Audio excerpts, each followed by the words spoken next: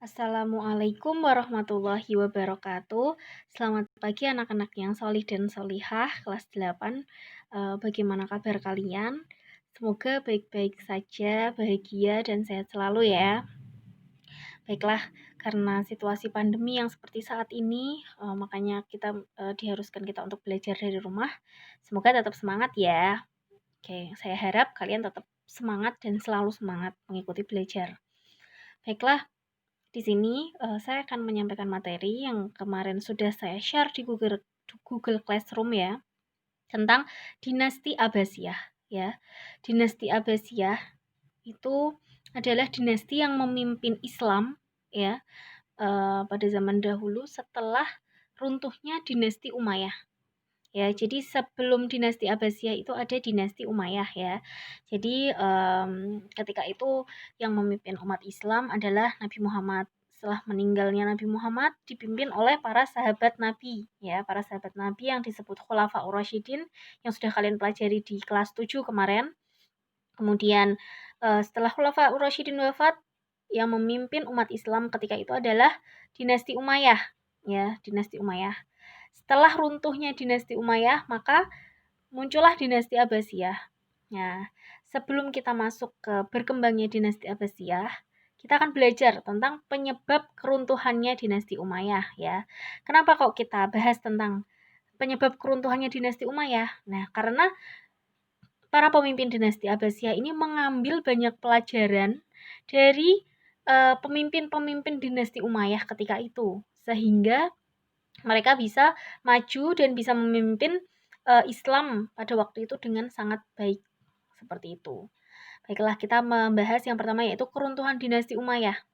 Apa saja sih yang menyebabkan keruntuhan dinasti Umayyah? Yaitu figur khalifah yang lemah. Khalifah itu adalah pemimpin ya. Pemimpinnya lemah, kemudian pemerintahan yang tidak demokratis atau khalifah itu dipimpin dari keluarga turun-temurun.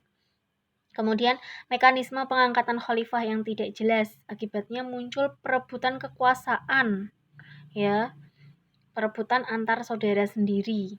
Jadi sesama saudara saling berebut kekuasaan.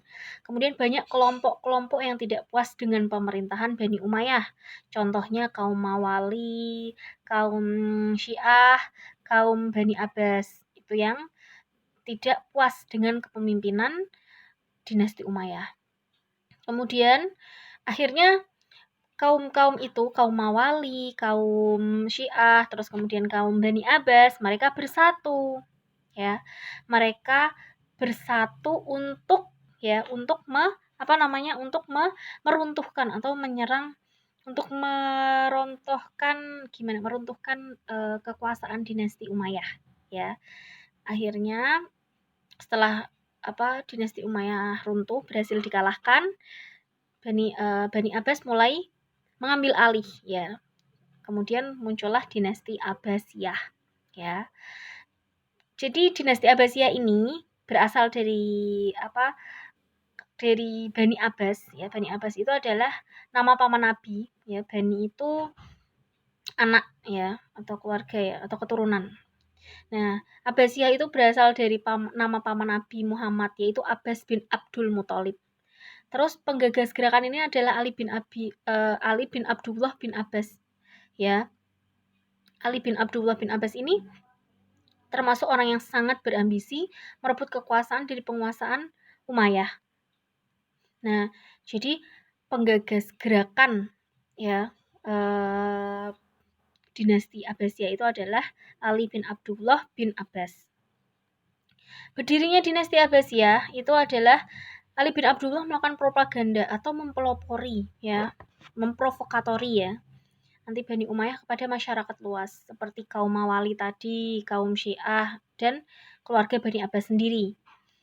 Kemudian berdiri dinasti Abbasiyah itu pada tahun 132 Hijriah atau 750 Masehi sampai tahun 656 Hijriah atau 1258 Masehi. Itu masa kekuasaan dinasti Abbasiyah. Setelah itu dinasti Abbasiyah lengser dan dipimpin oleh dinasti Ayyubiyah. Nah, setelah dinasti Abbasiyah ini ada beberapa khalifah besar atau pemimpin besar, ya, yaitu Abu Ja'far Al-Mansur, ada Harun Ar-Rasyid, ada Abdullah Al-Ma'mun, kemudian ada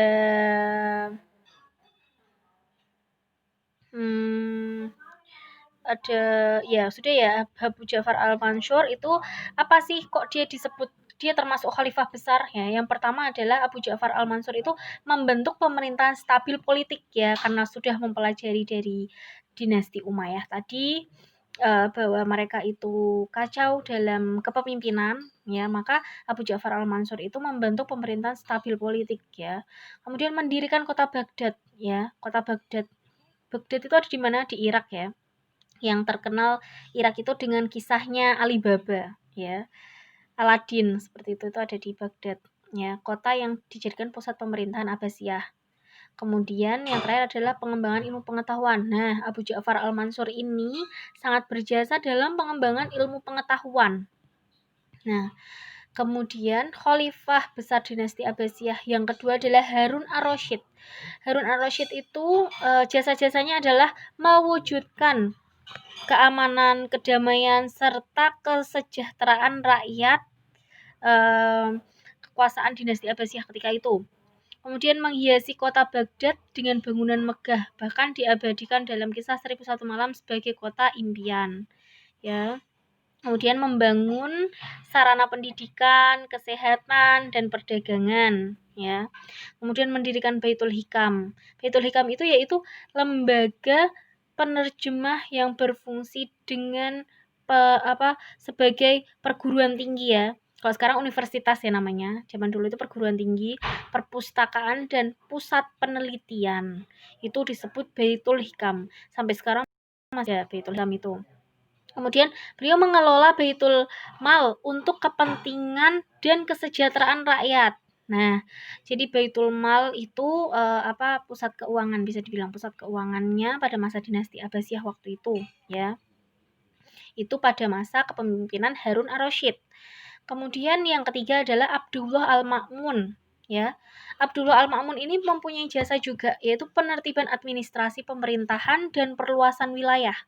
Pengembangan ilmu pengetahuan mencapai puncaknya itu pada masa Abdullah Al-Ma'mun. Beliau meneruskan perjuangan siapa ini tadi? Abu Ja'far Al-Mansur, ya, dalam mengembangkan tentang ilmu pengetahuan.